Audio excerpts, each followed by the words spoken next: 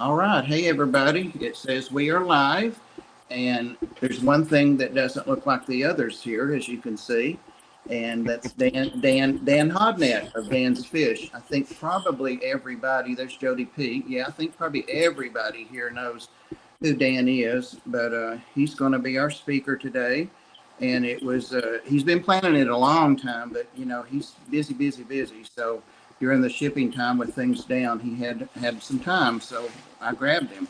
I took it. So he's going to talk to us, but we don't have anything formally planned. But he has a lot of information about fish and business and aquariums and all that. So, and there's the whip. Whip's a regular here. Susie's laying low from going to her miniature thing today, and Skipper, as you know, is laying low for a couple of weeks, working overtime and stuff. So it's us three chickens. So I guess I'll just start by saying, Dan, would you mind telling us what you'd like people here to know about you? I might learn something. And Chad, if you have any topics or anything you want to bring up, we'll see if Dan will entertain them. Dan, take it away. Okay. Well, I think speaker is a little generous of a term. I'm here. But let's see here. What do I want people to know about me? Well, first of all, God only made a few perfect heads, and the rest he had to cover with hair. That's pretty important. I'm there looking at Whip and Bob Kaler there, and I'm like, yeah, I see the difference. It's all about the head covering. Right. One of these things is not like the other. That's my dad's old joke. Yeah, God only made a few perfect heads. The rest he put hair on to cover them up. That's funny. I think the few things that are kind of my background when it comes to the fish side of things is I basically consider myself what Rachel O'Leary calls a professional hobbyist. I'm stealing that term from Rachel O'Leary. I thought she called herself that once, and I was like, yes, that's exactly what it is. Because I still feel like a hobbyist. I still get immense joy out of working with the fish. I love to geek out and research them. I like to set them up whenever I can. I like to breed them. I don't think Dan, that there's some background noise on my side. Any side. I hear it now. It stopped. I'll mute and see if it's me. Yep, it was Whip. No, there it goes again. It's going again. Oh yeah. Okay, well let's see if we can fix that real quick. So I'm on this I'm on this G-Track Pro here, and I've got my setting. I've got my headphones on. Yeah, So, I'll bet you dollars to donuts that Bobby probably putting his finger on the mic or something. well, We do we need we to take a have- minute? Not Yeah. this time. I have it on the. Really? Because, I mean, this is the Tripod. same noise it was doing last week. No, I've got it up on the tripod. Fancy for Dan. That's better. That's better right there. Whatever happened there, that's better. Okay. It Yeah, stopped doing the feedback. it's gone. Okay, cool. Sorry. So anyway, that's basically it about me. I'm pretty much a professional hobbyist. I'm lucky enough that my hobby's expanded to the point where I can do this for a living, and so I now run dansfish.com on the internet. We've got a big warehouse that we operate out of that is kind of unique. I think I won't go to detail about it unless anyone has a question about the system and how we deal with the water and all that, because I think people here are probably familiar with it. But if you're unfamiliar with it in the chat, just say so if there's something you want to know, or if you don't know what I'm talking about, and I'll clarify. But I don't want to just say things that people already know. I kind of wanted to start off actually by asking the chat a question, which is, what's the biggest challenge that you've had as an aquarist, and were you able to overcome it, and if so, how? Like, what was the thing that was keeping you from being successful in the way you wanted, or what was the thing that was constantly frustrating, or whatever? I'm curious about that, and that's kind of something that I thought we could talk about tonight, just as a jumping off point. And if you solved it, great. But if it's something that's still going on, then maybe we could, help fix that for you. I think I'll start with what I'm struggling with the most right now here at dansfish.com. And the thing we're struggling with the most is figuring out how to optimize fish health. That's kind of the biggest thing we're focused on. That's a huge part of our business. And hang on, let me get my seat up a wire here. And fish disease is very complicated, and none of us are veterinarians. And so we have a diagnostic lab here, and we're figuring out how to treat the different diseases in the right way, and it keeps throwing us curveballs. So what we're dealing with right now are roundworms. They're very common, and we thought we had a protocol in place that would basically eliminate the roundworm problem, and we've been using that and following up, and it's been going great. And then the last couple of weeks we've been following up and found it's not as effective as we thought. So we're in the process now of tweaking that. And it's we've been working on this problem for 6 months, 9 months. And every time we think we get it nailed down, we find we don't have it as nailed down as we thought. And so that's the big problem right now that I'm facing. And so what we're dealing with is we're doing a bunch of A/B testing. We'll get a group of fish. We'll divide them among a couple different tanks, and we'll try different medications. We'll try different doses of the medications. We'll try different durations of the medications to try to figure out how to do that. So that's what I'm working on, and that's proving to be. Every time we feel like we've got it, we find out we don't have it. And so we're chasing that a little bit. I'm confident we'll get there, but it's a complicated thing. And it's taking a lot of testing and a lot of figuring out to nail it down. So for me, that's the big thing that we're trying to figure out. Right now, I don't think there's a lot of knowledge about if you have this disease, you can treat with this medication for this, at this dose for this duration. And here's a breakdown of the percentage, the bell curve of success with that. And here's the actual data to support it. Right now what we do is we kind of shotgun medications at things and all that. And so that is the contribution I'm trying to make to the hobby and to the industry. I'll share this with the industry too, because I want the industry to have healthier fish no matter where you're buying your fish, but I want the data to support it, and I want it to be something we can dig into and actually know where those conclusions came from and why. So it's basically a bunch of dedicated hobbyists who have some experience in academia and stuff trying to figure this out. So that's my big challenge at the moment. Well, Daniel Vallejo said patience was the issue he was having. Yeah, well, I'm right there with you. I'm feeling very impatient about the problem I'm dealing with. But patience in what way? Are you talking about, like, because it takes so long for an aquarium to cycle, or for the fish to grow up and mature and get their colors, or which area of patience? There's a lot of places in this hobby that take a lot of patience, right?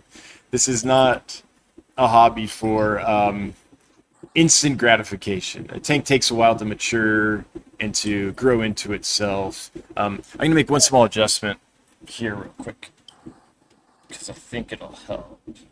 While you're standing up, Jeff Kane mentioned There we go. Empire of Dirt Aquatics. He mentioned that he's lurking and chopping frozen sand. That's probably a story behind that.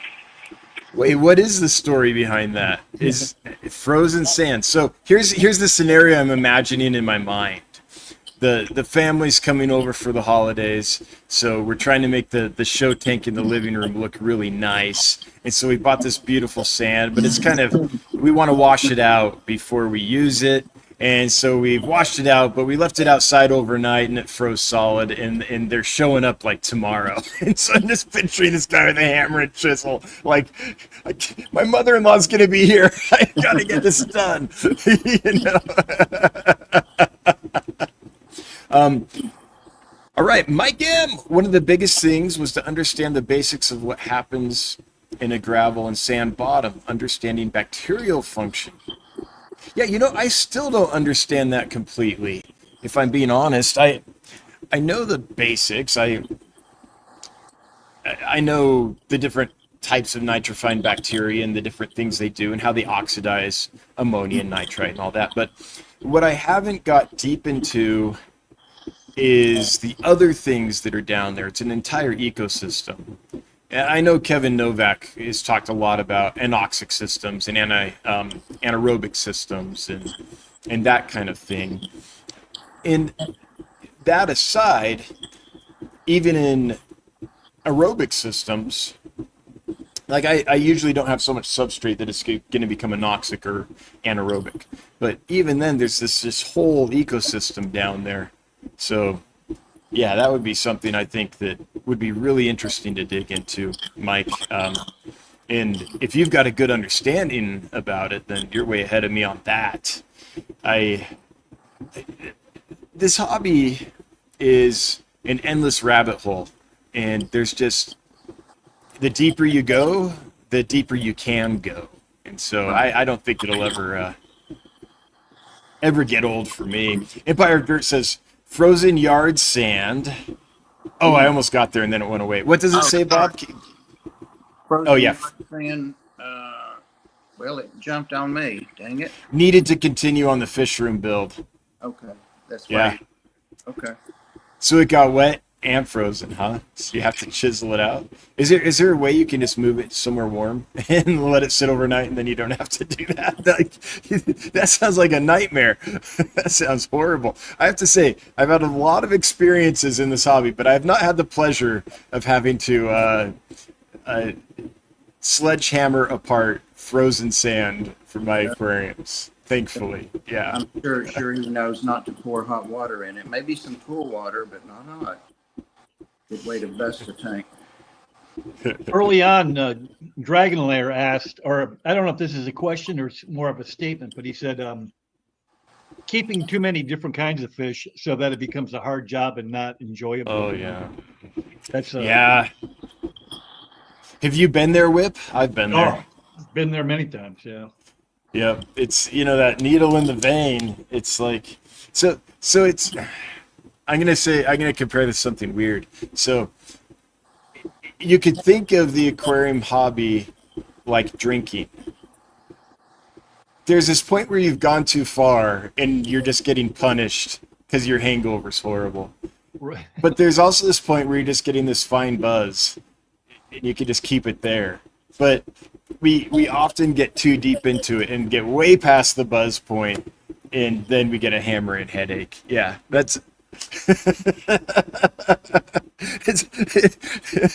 I'm not saying I know this from experience. You can make all your guesses about that, but I just saying I think that's a different way to relate it that most people have probably not done before. But for me, it's definitely gotten to the point sometimes where it's become a job. Like it's no longer fun. And it's not a good job. It's the job you hate going to every morning, right? That like, I don't want to get out of bed and go clock in. Oh, it's going to be grueling and brutal, and the people are going to be nasty to me, and that kind of job. And it can get there for sure. So I think that is something that if you haven't got there in the hobby, just be aware of that. There is a tipping point where you get so much going on, it takes so much work and attention that it's no longer fun. It becomes a chore. It's taking out the garbage. It's vacuuming. It's washing the windows in the springtime. Like, no, it's cleaning your gutters. That's what it is. Yeah, you don't want to get it to that point. But there's something else about that I think is important, and that is, I don't know of many like true aquarium fish hobbyists who are really into it, who don't have a dream of like breeding a lot of fish. Now there's nothing wrong if you don't have that dream, but most of the hobbyists I interact with are like, oh yeah, I want to breed that fish and raise it. And then there's always this thought of, oh, maybe I could make some money doing that. And the thing that prevents most people from fulfilling that dream of breeding and raising enough fish that they can actually make a little profit on their fish room or their fish rack or whatever they have is what Dragon Layer said. It's they get too much, and what they generally get is too many species. So instead of having a rack of aquariums dedicated to one or two species, so you have room to have your brood stock and separate them to condition them for breeding. You can be raising up future breeders that you can select from, and you can have enough tanks also to hatch the eggs, grow up the babies, and have a lot of grow outs. You can actually raise good numbers of these fish. Instead of doing that, what we tend to do is we want to breed, but we see another cool thing that we can breed, and we see this cool thing that we can breed, and oh, this one's on a great deal. If I get that price, I could make so much on the babies, and pretty soon we have so many fish that there's no more room to breed and raise the babies. So Yeah. that's something that if what you really want to do is produce fish, if that's fun for you, that's one thing that's really fun for me, and that's kind of my happy place. If you really want to produce fish, then you can't have very many species because you need all the tank space for a single species to really do it. So, Right. yeah. That kind of got me into getting more and more and more tanks. And then when I didn't want to breed anymore, I felt like I wanted to keep those stock. As you know, Dan, bought a couple of fish from you over the years. I wanted to keep all those tanks stocked. So, yeah. Joel, Uncle Smiley wants to know about chili rasboras and other microfish. Should they be fed more than once a day? Oh, okay. So do microfish like chili rasboras need to be fed more than once a day?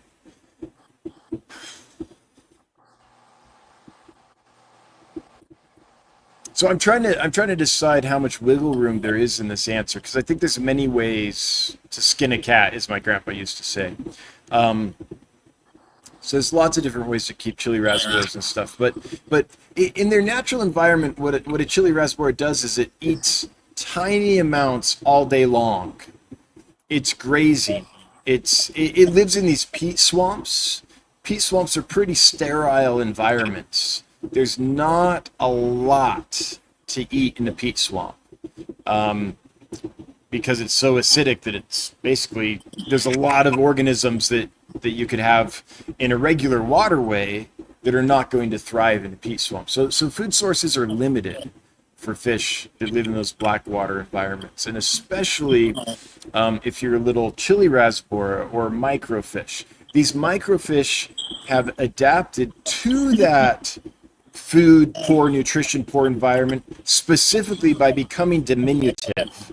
So they have become small so that they don't require much food. A small organism just doesn't need as much energy as a big organism.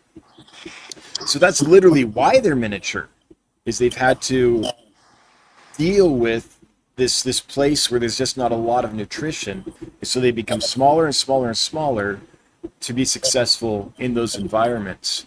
So what they have to do to survive is all day long, anytime there's a tiny little thing they can eat and get some nutrition from, they take advantage of that. And all day long, they're little micro predators going around looking for these little things to eat. So they are not the type of fish that in nature goes around, finds a meal, grabs it, swallows it real quick, and now it's full for a day or two. They're grazers, and they're often eating. I'm sorry, what was that? I was just going to interject. They really do need a well-seasoned tank before you put them in, or they won't survive. Yeah, absolutely. I'll break into that in a second. I'll riff off that in a second. But so they're not big fish. They don't have big stomachs. They aren't meant to eat large meals. So I think ideally you'd feed them small meals as often as possible. Now, would they be okay with a single feeding?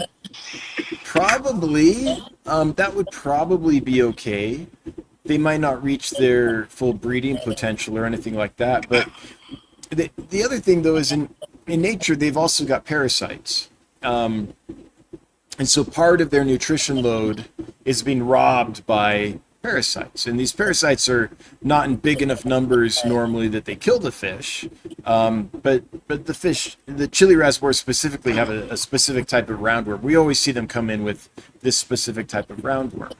And so in the aquarium, if you can get them, medicate them and get rid of that roundworm, then they're not going to need as much food because they aren't sharing, if you will, their nutrition intake with a freeloader like a roundworm. So I do know fish keepers that have kept chili rasbors successfully and feed once a day, so it can be done, but it's not the natural thing. So I guess I'll leave it there. And as far as Bob was saying, I think it was Bob, about needing a well-seasoned tank, that's because in those very acidic environments, ammonia does not exist. In low pHs, ammonia gets converted to ammonium, and that's not very toxic at all. So these fish have never had to deal with ammonia. And so when they do get exposed to it, they're very sensitive to it. So a nice mature seasoned tank that is not going to go through ammonia spikes is pretty important. And that'll have a lot of biofilm and little organisms in it that they can graze on to help kind of, have a snack between meals. So yeah, I think that's a little bit about chili rasbors and most other little diminutive, super kind of soft water, black water fish, I think fall in that category. Yeah, Dragon Lair said it's killing him that he can't have tons of tanks going again, but old age has made him have to slow down. Yeah, I bet. He is old. He's older than me. So, I mean, he's old, so I get it. Yeah, you like, I've known a few folks that as they got up there in years have gradually had to downsize their fish rooms. As I've been in fish clubs over the years, I've seen a lot of folks go through that, and one day I'll have to go through that, and I don't envy that. Dragon Lair, do you have any words of advice about when I get there? Like, yeah. Let's see here. What's another question? Is someone else getting lots of comments, but no direct questions? Mm-hmm. Okay. Let's see. Okay, in that case, I want to ask another question. So the question, in case you missed it, was, what's the biggest challenge you face or have faced in the past as an aquarist? And if you did overcome it, how? So, but another question I had, I'll be 75 in January. Hey, not bad, Dragon Lair. Not bad. The other question I wanted to ask then is the counter to that, which is there something in the hobby you really struggle, no, I kind of already did that. What's your biggest success? Like, what was the moment that made you the most thrilled as a hobbyist? What was the thing that just delighted you? And for me, the one I remembered the most is when I was 13, 14 years old, and finally, after looking, okay, so let me set the stage here. So this was pre-internet for all you whippersnappers. And Dragon Lair remembers this time. And I would go to the local library and read books about aquarium fish. That's how I got my information back then. And there were these books with these beautiful pictures. Axelrod's whole series on breeding aquarium fish was one of my favorites. William T. Ennis, Exotic Aquarium Fishes, I believe it was called, was one. But there was one which was Scheele's Atlas. Is it called Scheele's Atlas? Jorgen Scheele wrote this beautiful book on killifish. I believe it's called Rivulus of the Old World. And then he wrote an updated copy of that, an updated edition, I guess, with lots of colored pictures. And I would just drool over that thing all day long. Like, that was a beautiful book. And one day, I actually mowed enough lawns and saved enough money that I was actually able to get a copy for myself. And that was a pretty exciting day. But that's not the most exciting day that I'm getting to. So anyway, I'm dreaming of these fish. I'm going to my local pet stores. None of them have these killifish. And Fundalupanchak's gardener eye was one that I thought was just absolutely stunning, and I really wanted. I finally found one little pet store where the owner had been a former member of the American Killifish Association and knew quite a bit about killifish. And it took him a few weeks, but he was able to source a couple pairs of killifish for me, and they were Fundalupanchak's gardener eye. So imagine you're 13 or 14. You've been dreaming of these fish for months. That's a long time for a kid to wait for something. You've been searching for them for a long time. Then someone says, "Oh, I think I can source these for you," but it takes a few weeks for them to get to you. Like, right? You're just a kid. That's forever when you're that age. And then finally get them, take them home, and the big moment for me was when they started spawning. Like when I saw the male embrace the female and they did their little spawning shimmer, I was like, yes, it's happening. I'm finally breeding killifish, and I was delighted and enthralled. And I'll note that moment from just me as a kid, I don't think I've topped that yet, honestly. That was just such a delightful thing. Now, it took me quite a while after that to learn how to be successful. That was them spawning. It took me a little while to figure out how to collect the eggs and properly incubate them and hatch them and raise them and all that. Not too long. I'd read a ton, but that was the moment that sticks in my mind as the apex. I peaked early. the most my best time as a fish hobbyist was back then. So if anyone wants to share theirs, I'd be curious to know what yours are. But in the meantime, looks like Larry's asking, Chili Head Aquatics. Sounds like you're way into Chili Rasboras. Dan, question, are Chili Rasboras the same as Phoenix Rasbora? I say no a lot. They are the same thing. So they're two different species. So according to science, no. According to science, they are two different fish. Now, the care is the same. The breeding is the same. Everything about them is the same, but they are two distinct species. Kind of like guppies and endlers, right? They're very similar.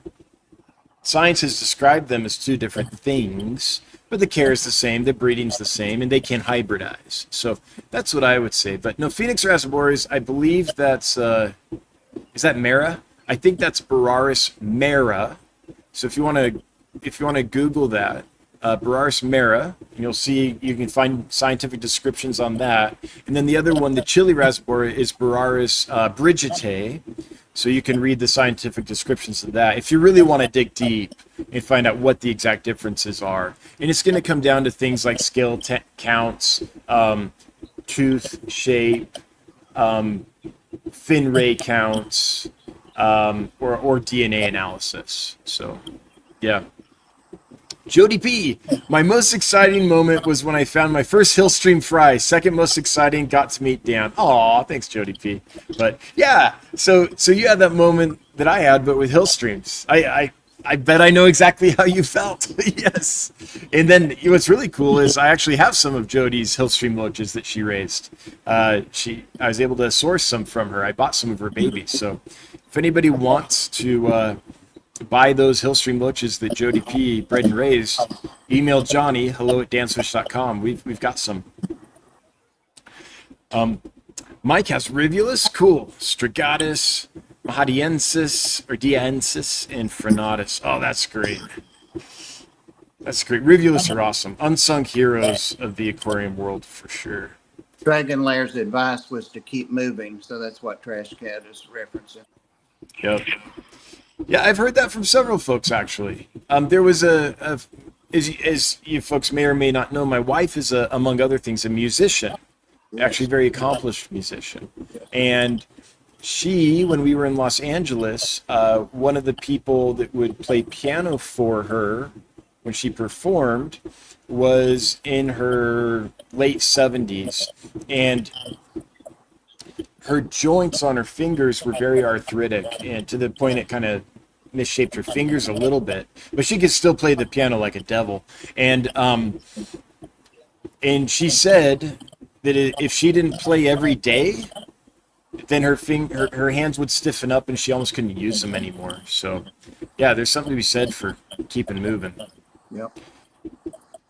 All right. So, anyone else? What else is it? And Jody P, how did you breed those hill streams? Did the babies just grow up in the tank with the parents? Did you have like the river manifold tank and all that, or was it just a pretty standard tank with a sponge filter or something? In Bob and Whip, I bet I know what that sound is. I bet if we mute our microphones when we're not actively talking, I bet it goes away. Jody P, how did you do that? I've never bred and raised hill streams. I'm curious. I've read some accounts about it, but yeah.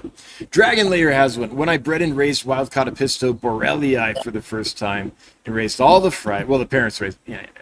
Of course, now that, and now it's cockatoides. Really? So back in the day, borellii used to be described as cockatoides, huh? Or were they just misidentified, like at the pet store or something? But yeah, I can imagine that seeing that cloud of fry around the parents, that's a cool sight. If someone here has not done dwarf cichlids yet, at some point you owe it to yourself to have that experience. Pelvicochromis, any of the microgeophagus, the rams,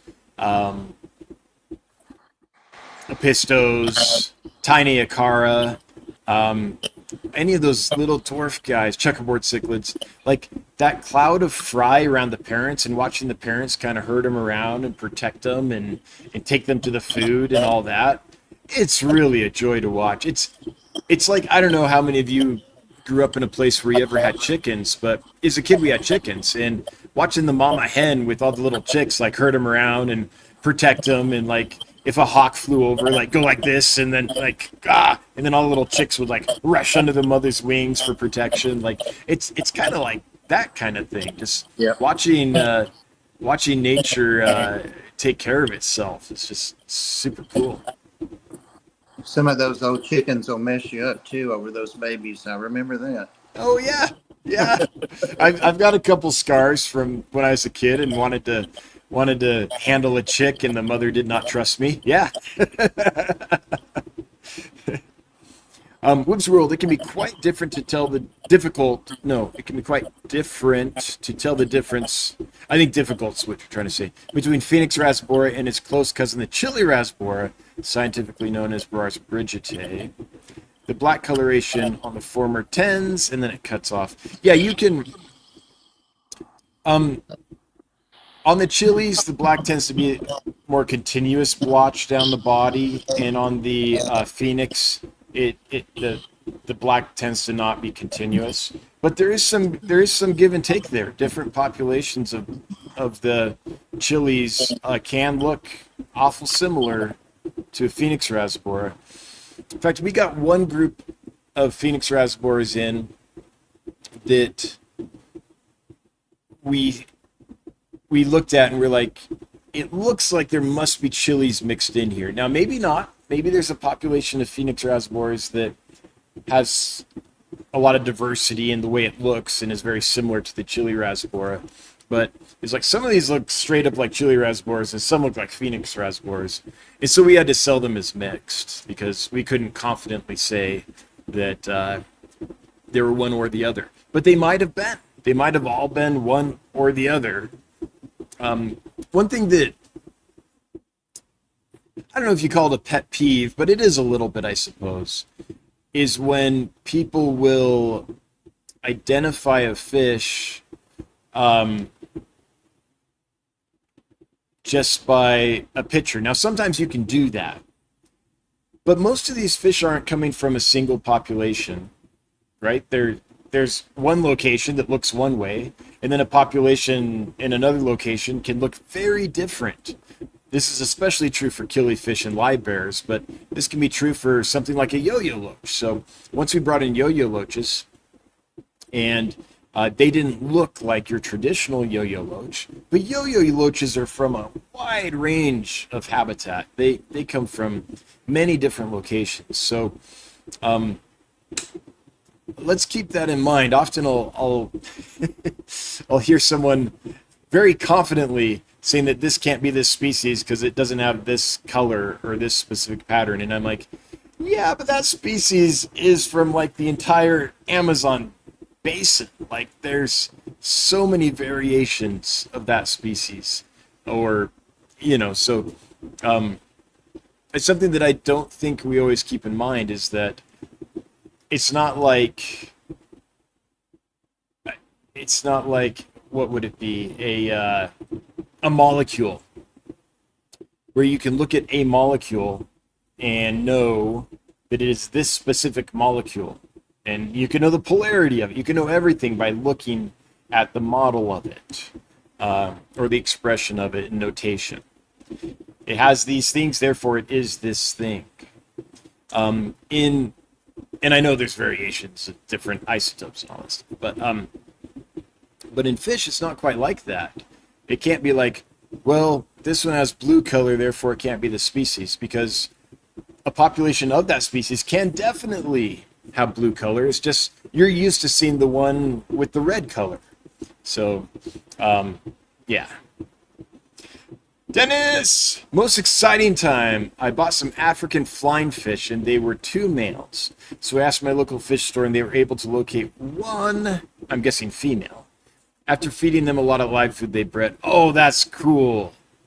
That's cool. Is that African flying fish? Is that the African butterfly fish? Is it also called African butterfly fish?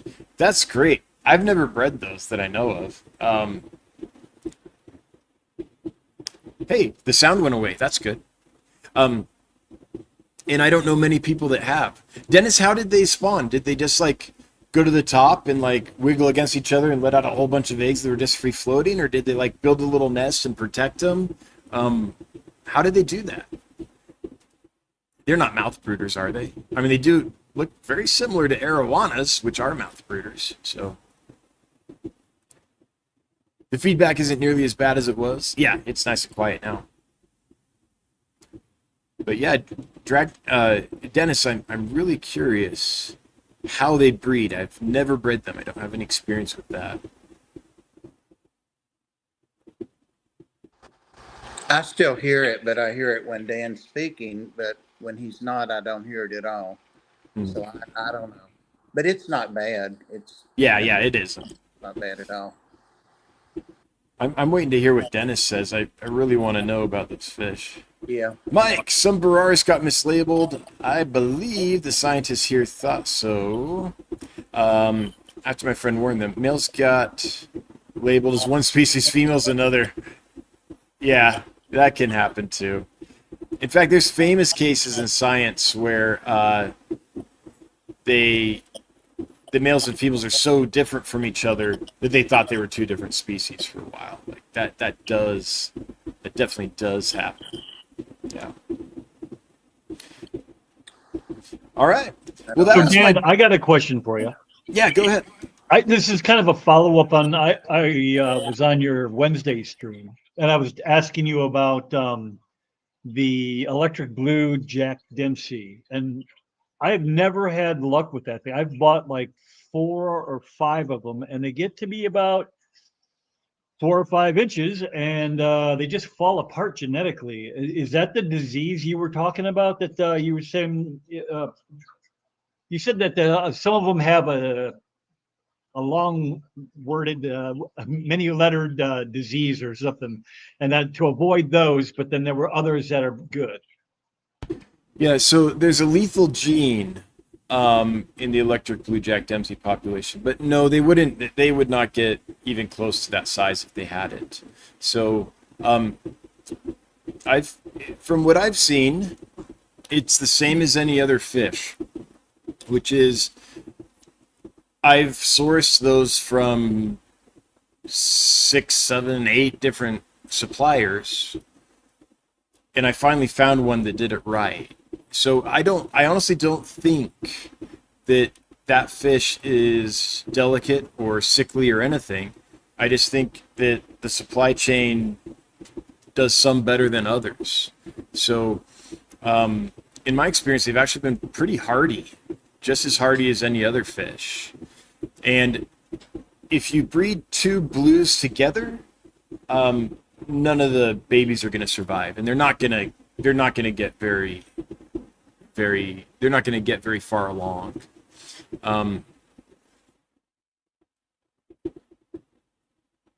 Okay, that makes sense, because that's probably what they've been doing out here, is breeding them together. So what they usually do, I'm trying to think now of exactly how big they would get. I don't think that it's one of those genes that only kicks in once the endocrine system activates, kind of at their puberty level. If it is, that would describe what you're talking about. They get 3-4 inches, they're probably about to become sexually mature, and then they die off. But from what I remember, I visited a hatchery once that raised these. Oh, sorry, my phone. Oh, I've got to take this. Hang on. We can entertain the masses. No. I'm just gonna send him a text and ask him if it's an emergency. This is one of my suppliers, and we have an import getting on a plane right now. Yeah. Would you guys mind if I took this real quick? Yeah, go ahead. I'm sorry, but if there's a problem, this is the kind of thing I got to take care of this now. Okay. Sure. I'll be right back. This is cool. We're getting some behind the scenes. Yeah, I hope it's not bad news, though. Jesus. Ugh. I'm going to leave Dennis's answer up there because he's been watching for it, and I'll forget and not take it down. Uh-oh, he had to take it. Hey, Big Steve. Well, that makes sense what he said about breeding them together. I've heard that before. And I had 2 of them early on. The first one did just like yours did. The second one I bred with one of my regulars, not the electric blues, just a regular one. And those fry were fine and did well. I mean, I ended up selling them and giving them away. So as far as I know, they were fine. Yeah, and see, I've never bred. The only thing I've ever had any luck breeding is convicts and guppies, which, that takes no talent at all. Basically, a water and somewhere to keep it. Right. So, yeah, I don't know. I'm sure the where I was getting them from was not like a super reputable place like Dan's place. It was probably some local people that were breeding them together, and I tried. I don't know. I think it was 4 times. At $40 a pop when you're a kid, that's a lot of money. And I'm like, I can't do them anymore. There's your answer, Dan. All right. So I have good news. What I'm doing with my suppliers this time of year is I send them these. These record the temperature throughout their journey. So that was a supplier that's unfamiliar with these and was just asking me how to use them. So that's all. But this is really cool. So this little device, what I do is I mail a dozen of them or so to each supplier. And then when they send me the fish, they just drop these down in the box. And this records the temperature throughout the fish's entire journey to me. And so that way, if there's a point along the journey where the fish get too hot or too cold, I can talk with the supplier and say, hey, they got chilly, at about when they were, I don't know, at 2 a.m. they started getting cold. Let's throw bigger heat packs in there. Or they were getting too warm here. Let's take a couple heat packs out, something like that. So that's good news. That means the supplier's actually using it. Yeah. Using it, and I will know tomorrow when the fish come exactly what they went through temperature wise, which it helps me also. If they got real cold, it's like, okay, I know I better treat for ick. So that was actually a good call. But they're at the airport right now, and so they're like, what do I do with these? I'm looking here, Whip, because I am trying to. Okay, so the electric blue coloration in Jack Dempsey fish is considered a semi-lethal recessive gene, meaning that while it produces the striking blue color, A double dose of the gene can significantly weaken the fish, often leading to poor health and reduced lifespan, making it essentially lethal when inherited from both parents. That is why breeding two pure electric blue Jack Dempseys is generally not recommended. So that I know.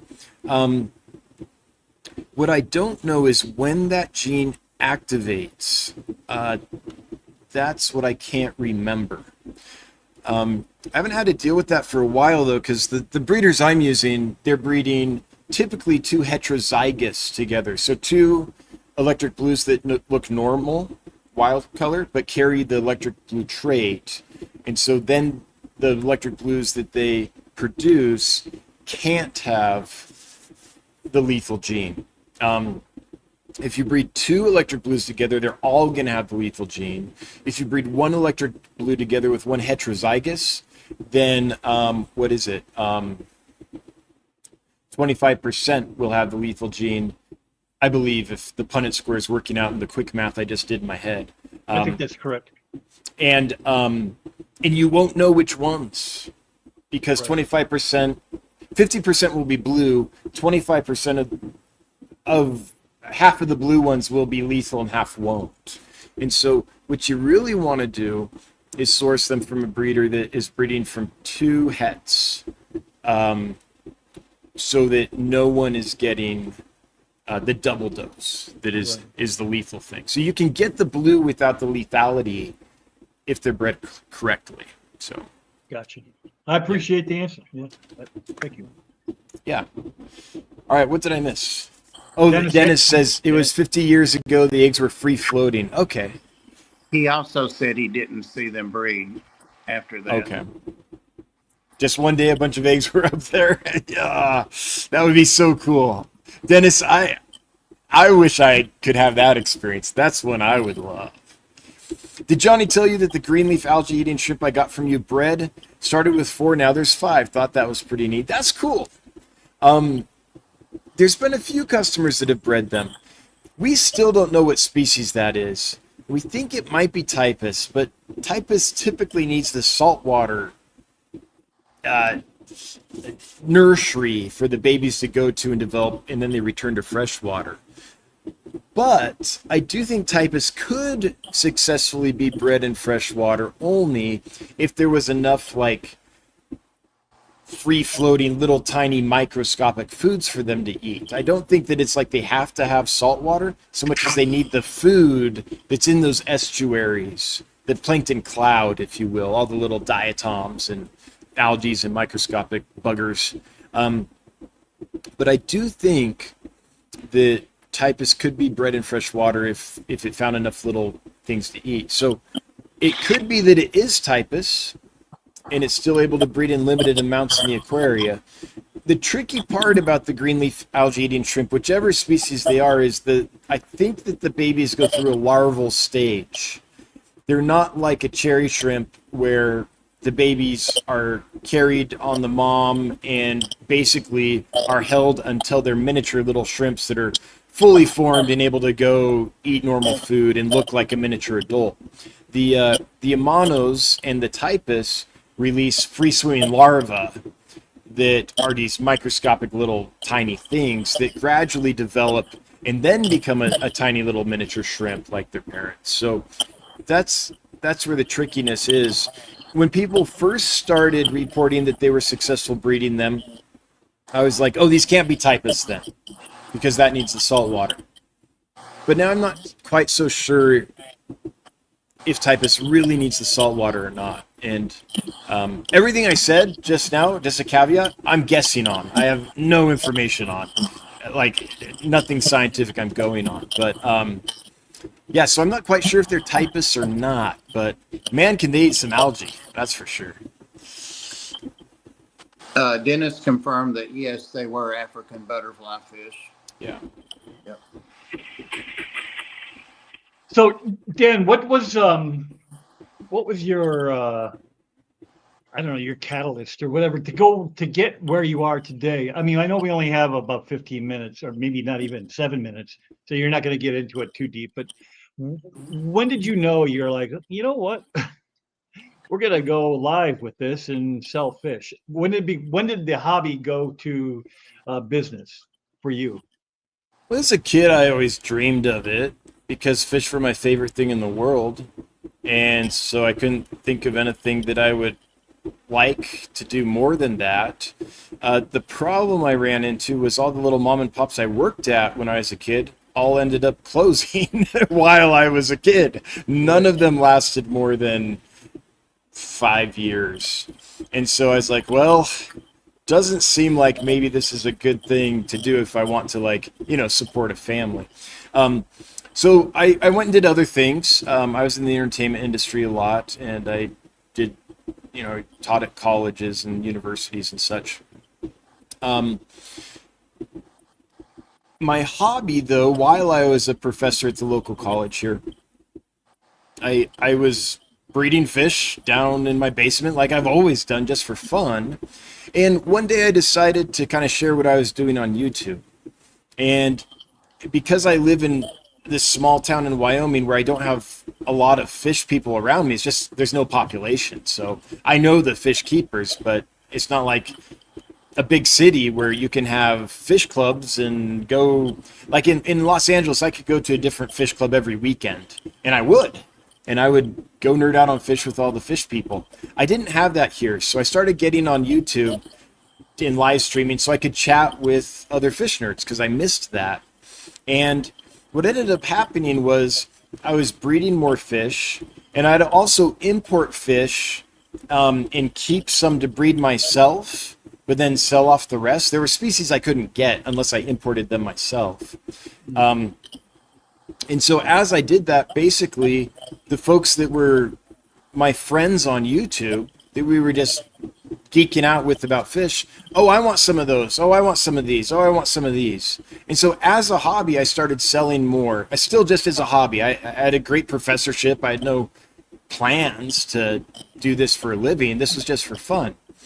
But after a while, I got curious, and so I started keeping financial data on this whole thing. And I realized that this could be a business. And so the switch for me was when I realized that if I did this online, I wouldn't have the problem that the local mom and pops had that I worked at as a kid, which is a very limited customer base. It was just the local folks. And when the big boxes came in, which was about the time I was working at those little shops, they just had a real hard time keeping up with the big boxes, and they did them in. So just as a hobby, it was fun. And then I stumbled into the realization that I could do this for a living. By the way, anyone wanting to open a mom and pop fish store, I think you can today. I think that it's easy to differentiate yourself from a big box. Big boxes do just a few things, bread and butter stuff and a couple things, but there's a whole portion of this hobby that's not served by them. So I don't want to discourage anyone that wants to open a brick and mortar fish store, but I think you want to know the landscape first. You want some data first. You need to have an idea of a business model and have done the work to know what a good idea what actual costs will be and all this stuff, so that you can operate in a way to become profitable. But for me, it was the realization that there were people that wanted this stuff, that the data worked out. And then I happened to have a business partner who's also my brother, who's a software engineer. So the other part was we could build what we wanted. We could code the system we wanted. So we wouldn't, if you pay someone to build a custom website for you, I'm not talking about like Square or Wix or WordPress. Those you can throw up in an afternoon. I'm talking about we needed like custom shipping options. There was no template out there that would do what we needed to do.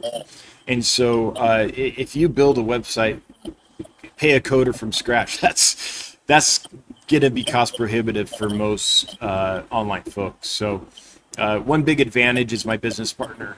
His name's Jonathan. We also call him Random Arms.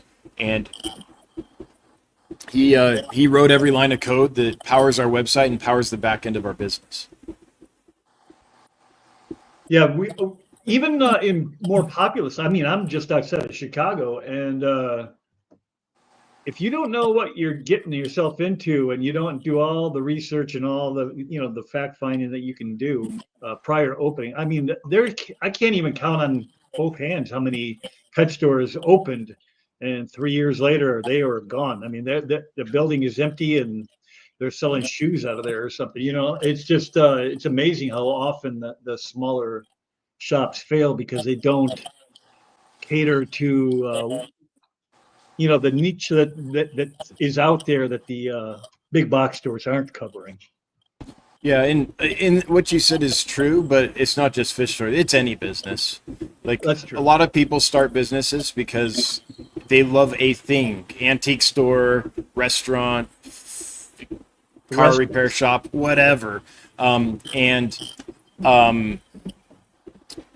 It takes more than loving it to be successful at it. There's a whole thing. So. For sure. Yeah.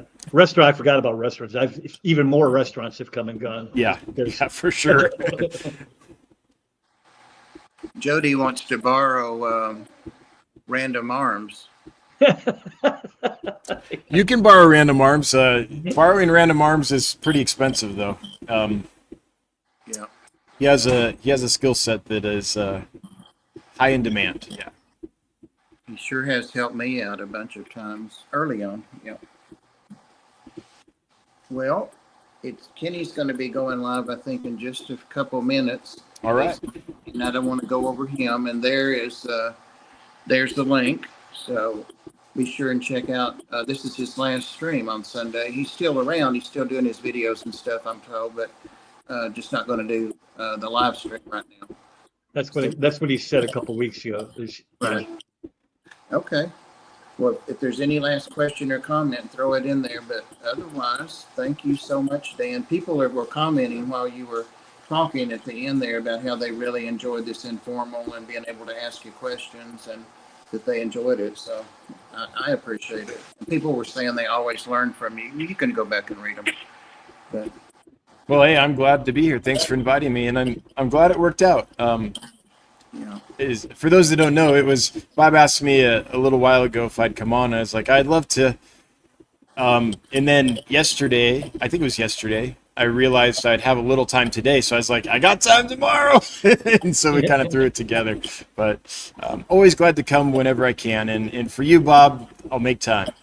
thank you. I appreciate you so much. And be sure and thank Miss Brenda for sharing you on Sunday night with us. Yeah, I'll do that. Yeah. Whip, thank you as always. And thanks everybody in the chat, and thanks moderators, and we will end now. Thank you. Bye. See you guys Friday. I keep hitting end stream and it won't. There we go.